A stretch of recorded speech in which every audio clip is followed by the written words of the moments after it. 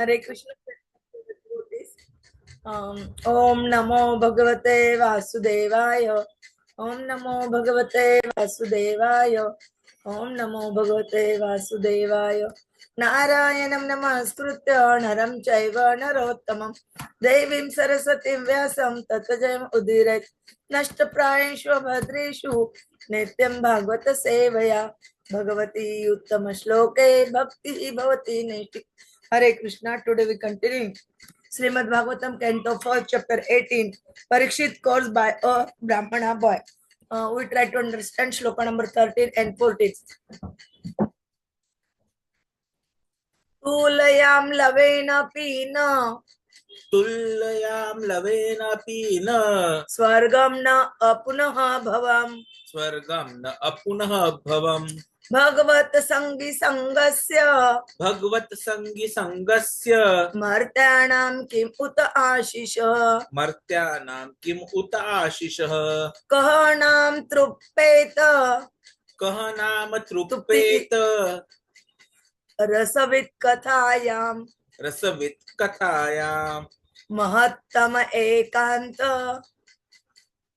Mahattam ekanta parayanasya. Na antam gunanam agunasya.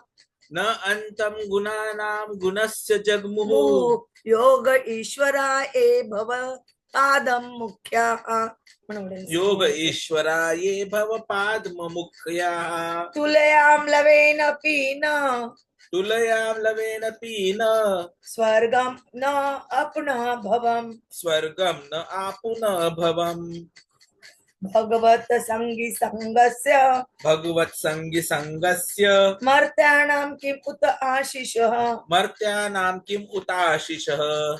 Kahanam truppet rasavit kathayam. Kahanam truppet rasavit kathayam. Mahattam ekanta parayanasya. Mahattam ekanta parayanasya. Na antam gunanam agunasya jagmuhu. Na antam gunanam agunasya jagmuhu. Yoga ishvaraye bhava padam mukhyaha. Yoga ishvaraye bhava padma mukhyaha. Tulayam lavena pina swargam na apna bhavam. Bhagavat sangi sangasya. Martyanam kim uta ashisha. Kahanam truppet rasavit kathayam. Mahattam ekanta parayanasya. Na antam gunanam agunasya jagmuhu. Yoga ishvaraye bhava padma mukhyaha. Tulyam lavena pina swargam na apuna bhavam.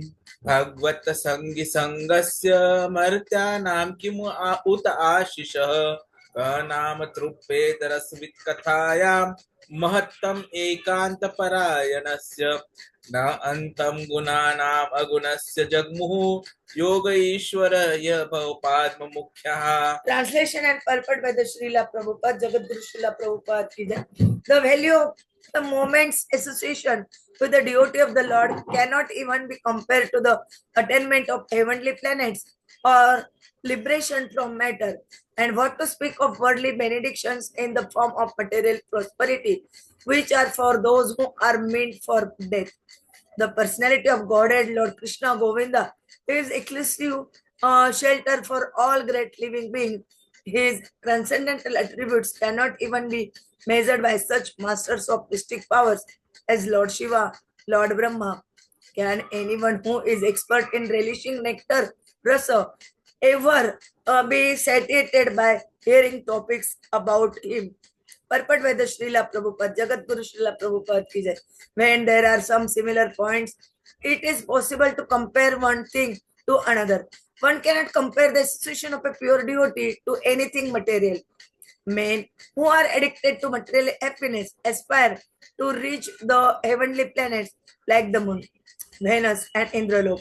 And those who are advanced in material philosophical speculation aspire after liberation from all material bondage. When one becomes frustrated with all kinds of material advancement, one desires the opposite type of liberation, which is called apunaha bhava or no rebirth.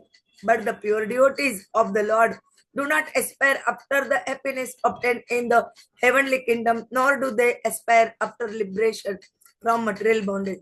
In other words, for pure devotees of Lord, material pleasures obtainable in heavenly planets are like phantasmagoria, and because they are already liberated from all material conceptions of pleasure and distress, they are actually liberated even in material world. This means that pure devotees of Lord are engaged in a transcendental existence, namely in loving service of Lord, both in material world and in spiritual world.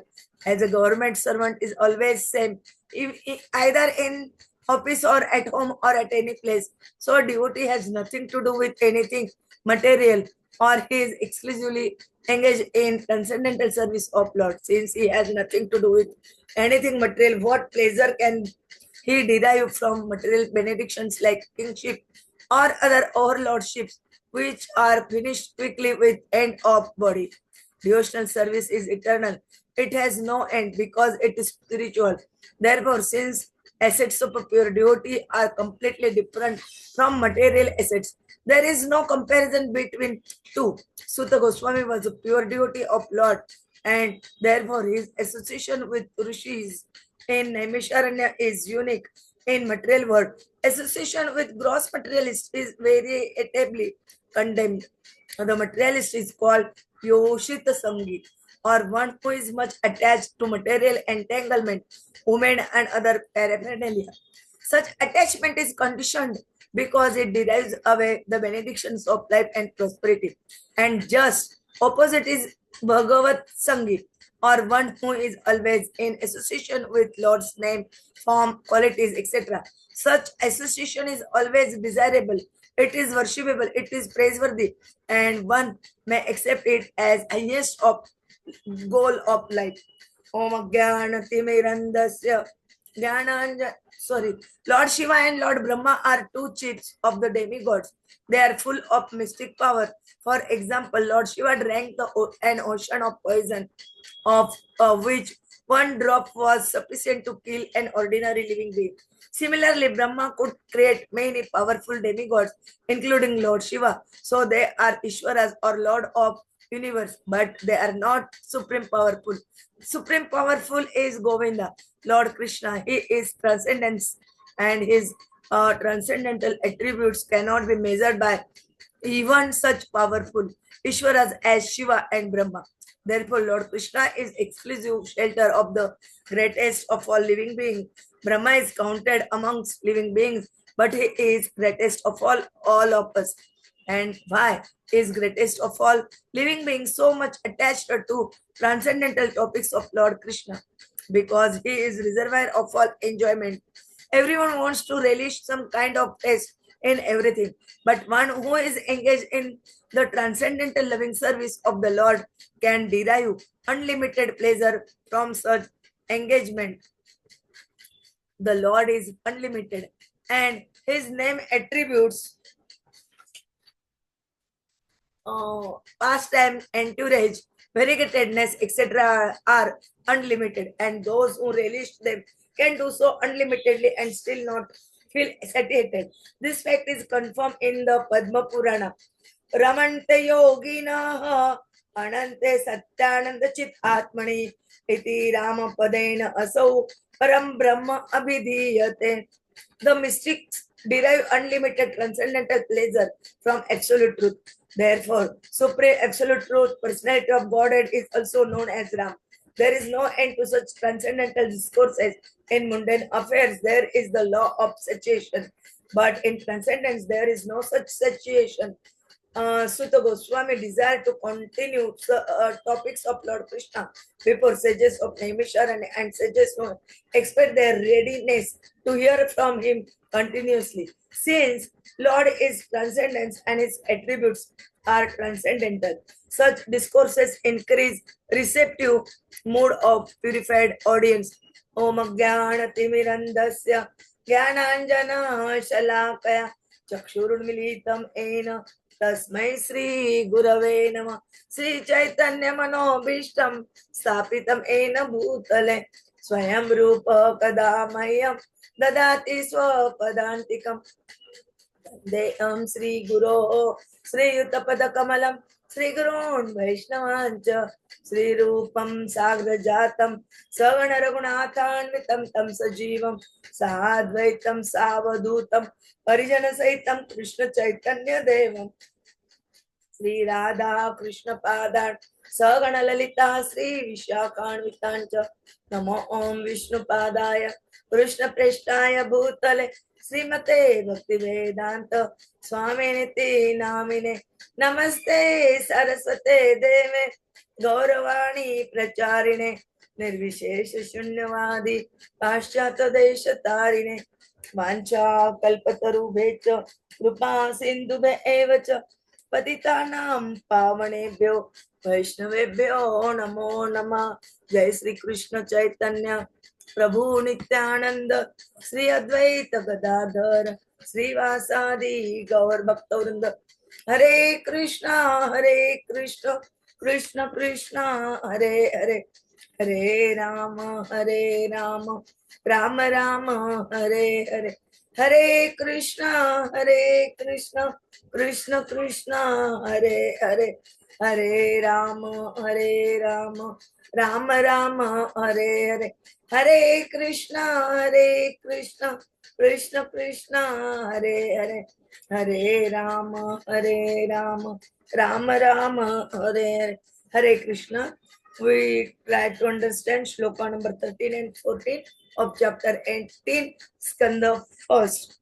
Here in 13 shloka, they describe about the value of the association with the devotee of the Lord, and they also are describing about the Yoshit Sangi and Bhagavad Sangi. Then shloka number 14, they describe about the personality of Godhead, means Lord Kṛṣṇa. Shelter is exclusively for great living beings, and how they that is important. And they describe about the one shloka from Padma Purana. Ramante yogina anante satyananda chit atmani iti rama padena asau param Brahma abhidhiyate. Very nicely this described here. And they also give the receptive mood of the purified audience. Hare Krishna. Prabhuji will tell us in detail nicely. Vancha kalpaturi vecha kripa sindhu vecha patitanam pavanebhyo vaishnavabhyo namo namo. Hare Krishna, Krishna Krishna, Hare Hare, Hare Ram, Ram, Hare Hare. Hare Krishna, Krishna Krishna, Hare Hare, Hare Ram, Ram, Hare Hare. Hare Krishna. So thank you very much, Mataji, for wonderfully taking us through these two shlokas, which are one of the most important shlokas because they are highlighting two important qualities of what a devotee should be aspiring for. In fact, this brings us to Chaitanya Charitamrita, wherein it is mentioned in Madhya Lila, 22nd chapter, 54th verse, sādhu-saṅga, sarva-śāstre kaya, lava-mātra sādhu-saṅge, sarva-siddhi haya. So what it is meaning is, now love is 1/11th of a second. It's not even a second. Love means 1/11th of a second. So this verse says, the verdict of all revealed scriptures is that by even a moment's association with a pure devotee, one can attain all success. And this exactly is where Sudha Goswami ji is explaining. He's telling that this is the importance of a moment's association with devotee. That it cannot be compared with anything. Even if you attain the heavenly planets, even if you get liberation from matter, that association is more valuable. So if that is more valuable, then what is the value of getting material prosperity? Absolutely nothing. Even those who are going to continue in the repeated cycle of birth, old age, disease and death, even for them this is useless. And then he goes on to say that what is to be done in the association is that we love to hear, we love to relish the nectar by hearing the topics about whom? Of Govinda, Kṛṣṇa, who is the exclusive shelter of all great living beings. In fact, his transcendental attributes cannot be measured even by superior, mystic, powerful Lord Śiva and Lord Brahmā. So that is what is required. So what we understand is two aspects today. One is sādhu-saṅga and second is Hari-kathā. So Prabhupada starts by explaining the importance of association. And then he says that even if you were to just understand the importance of association of a pure devotee, we cannot compare it. Because it's very simple. An apple can be compared to apple only, not with anything else. Only when there are similar points, it is possible to compare one thing to another. So if you want to compare the benefits of association of pure devotee and you want to compare it material association, it's simply not possible. One is millions and millions and millions of benefits, and the other no benefit. So it is incomparable. And then he explains why material association is useless. He says that people are addicted to material happiness. And what do those people do? They want to get to the higher heavenly planets. Maybe go to Chandra, the Venus, the Indralok. And even if someone are trying for philosophical advancements, they may like to achieve mukti. So we have heard about these three, bhukti, mukti, and right. So Prabhupada says that even that is useless, because what happens is the moment we find that something is what we want but it is not achievable, then we feel that it is not required. It's like the story of the sour grapes that we have been hearing from our college days. Hare Krishna, Hare Krishna, Krishna Krishna, Hare Hare, Hare Ram, Hare Ram, Ram Ram, Hare Hare. Apologies for the inconvenience. So it's like sour grapes. The moment that fox is not able to get the grapes, what does he say? Oh, the grapes are sour. So similarly, when someone becomes frustrated with the material advancements, then he wants the opposite. And what is opposite? Liberation. And that is why the word comes here, apuna bhava. That is, oh, I don't want rebirth again. Because he has been taking it. It's like the example of a newlywed groom. So he goes to the bride's house, that is wife's house, I'll say now. And the very first day, wow, such an entry. He's welcome, he's, what I'll say, he's given the best of everything. And then the time comes for eating. Oh, the table is full of so many varieties of food. And everyone wants to make him happy. Everyone wants to make him taste what they have prepared. That poor boy, he's eating, coming to a stage where he cannot eat anything, he's fully satiated, he is having indigestion, but still he has to keep on eating, and then he feels, oh, I don't want to eat anything. But at the start of the session, oh, I want more, so many varieties, I'm going to be happy today. A similar situation with the normal people. They try to get material advancement, they achieve something, but then they understand its futility.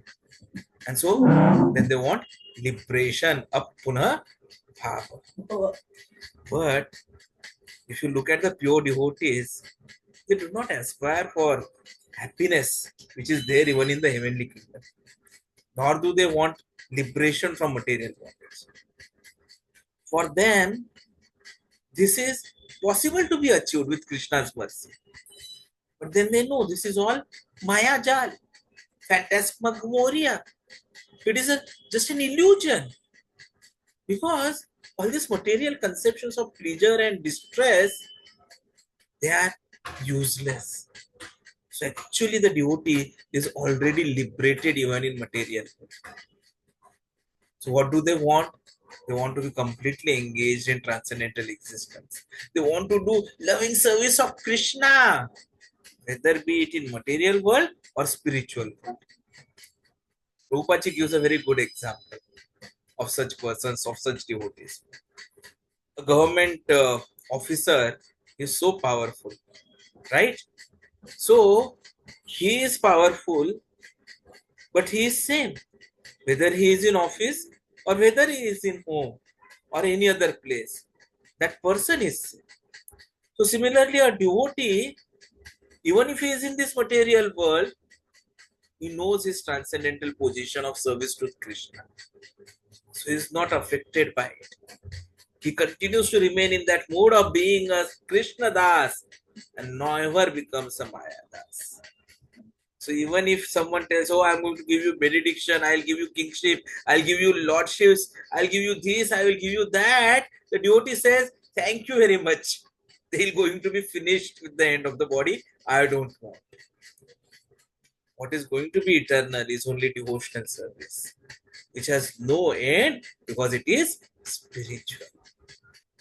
And so we see that whatever assets which devotee has, they're completely different to what the material assets are there.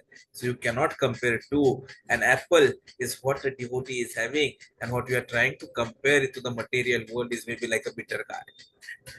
Hare Krishna, Hare Krishna, Krishna Krishna, Hare Hare, Hare Ram, Ram Ram, Hare. Sukha Goswami ji, he was a wonderful person. He had got the knowledge from Shukdev Goswami ji, who was the liberated soul.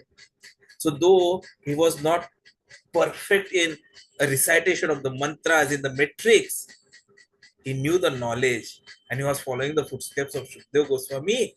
So his association was pure. And that is why for all the rishis in Naimisharanya, he becomes an ideal. And that is what is Bhagavad Sangi.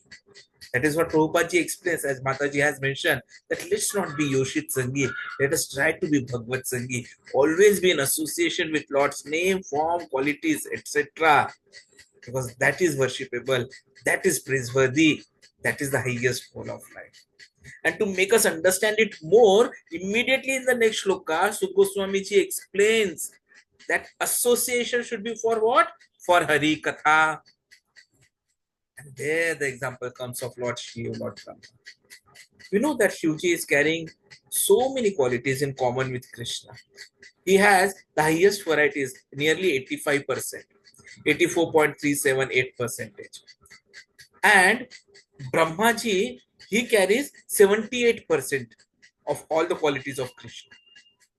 So we Jivas also have qualities of Kṛṣṇa, but we are very minuscule. Then depending upon our birth, our whatever are our activities, we get more and more qualities. But the maximum we can reach is up to Brahmalok, where we can have 78% qualities.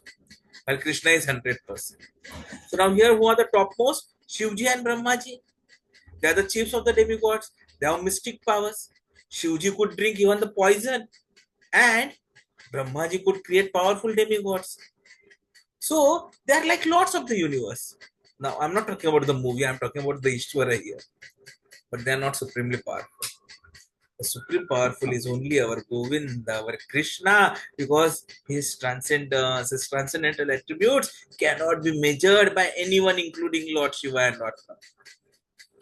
And hence in the shloka it is mentioned that Kṛṣṇa is the exclusive shelter for everyone, including the greatest of all living beings. Hare Krishna, Hare Krishna, Krishna Krishna, Hare Hare, Hare Ram, Ram Ram. Hare. Now why Brahma is greatest amongst the Jivas? Because he is always attached to the transcendental topics of Lord Kṛṣṇa, who is the reservoir of all enjoyment. It is but natural that everyone wants to relish some kind of a test in everything. And one who is engaged in transcendental loving service of the Lord derives unlimited pleasure from such engagement. The Lord is unlimited, name, attributes, pastimes, interest, variegated, etc. is also unlimited. So what we relish about him is also unlimited. And so we are never feeling satiated. As compared to our this groom, who was immediately satiated in the material world. So Similarly, the transcendental discourses, they give immeasurable pleasure. They are the real ways by which we can get happiness, we can get satisfaction. So Goswami ji desired to continue the topics of Lord Kṛṣṇa. And sages also, they wanted to continuously hear about him. Because if you see in the first previous shlokas, it was mentioned that they didn't know the benefits of the yajna which they were doing. In fact, the fire yajnas, it had only made their bodies blacker.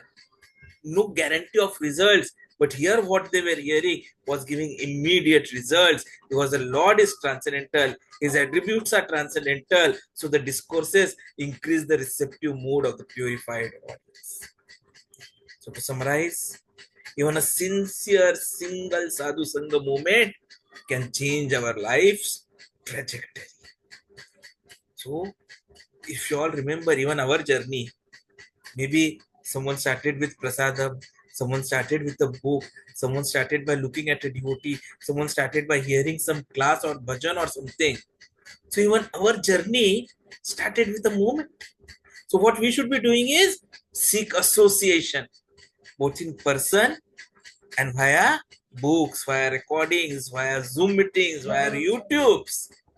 You have to value every moment with devotees, because that is invaluable. And we have to avoid offenses and seek service in their company.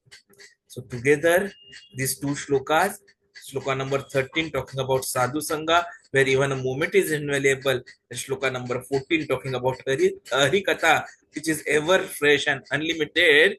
Together they make us understand that we need to associate with pure devotees, constantly hear Hari-kathā, and that is the essence of bhakti and the means and goals of a spiritual life, which will enable us to achieve Kṛṣṇa prema. Thank you very much.